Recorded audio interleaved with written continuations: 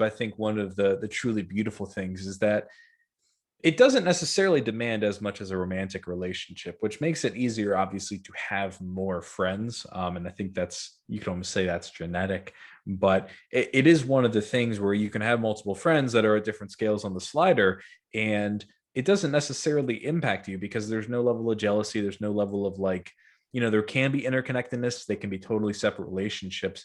And that really allows you to, still, I think, kind of derive utility and derive pleasure from these virtuous relationships. Mhm.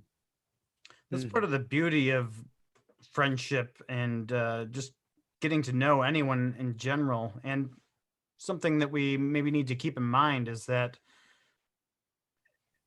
people don't want to talk about things if they don't know if they can trust you. They're not going to talk about their deepest held beliefs and desires and fears if they don't know they can trust you. So you got to kind of build that trust by talking about they see you talking about things that maybe aren't as philosophically um, deep, but as you get to know that person, as they get, as you get to see, how you work together, how you relate to one another, I think that you start to build up that trust, that comfort with one another, then you can kind of get into these deeper discussions.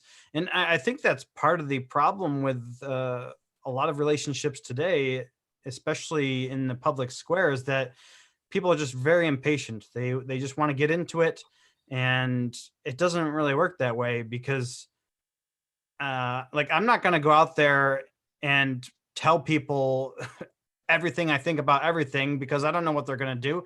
Are they going to call my job and like try to get me fired? Are they going to, you know, take out a gun and shoot me? Like, I don't know what's going to happen. So I want to talk about, I think these things are important to talk about and I'd like to talk about them with other people, but I need to have some sort of trust with them. And I think that, that's mutual. They're looking for from trust from me. And I think that that's perhaps part of the problem with our civil discourse today is that there's a very low trust level among, amongst even strangers or even friend groups. I kind of wonder if my cousins, like, if they start the gulag, are they going to send, rat me out? Like, that actually, that's part of, there's this great quote. I'll have to see if I can post it later on our Twitter, but it's Theodore Dalrymple. He talks about how living in a